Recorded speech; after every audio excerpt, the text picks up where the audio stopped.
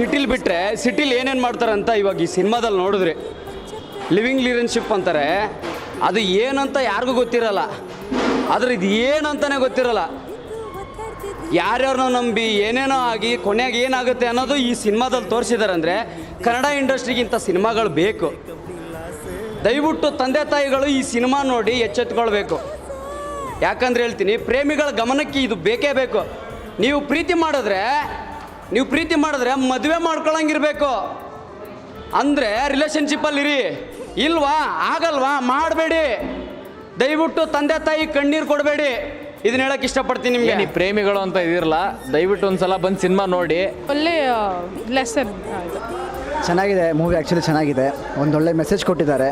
ಸುಮ್ಮನೆ ನಿಮ್ಮ ಜೀವನನ ಹಾಳು ಮಾಡ್ಕೊಬೇಡಿ ಹೇಳ್ತಾ ಇದ್ದೀನಿ. ಈ ಮೂವಿ ನೋಡಿದ್ಮೇಲೆ ಆದರೂ ನಿಮ್ಮ ಬುದ್ಧಿ ಕಲೀಲಿಲ್ಲ ಅಂದರೆ ಜೀವನದಲ್ಲಂತೂ ಉದ್ಧಾರ ಆಗಲ್ಲ ನಿಮ್ಗಳು. Especially in Bangalore, for the youngsters, that's not only for the Bangalore people, but for the people who belongs to other state who come here for the work, they have to watch this movie.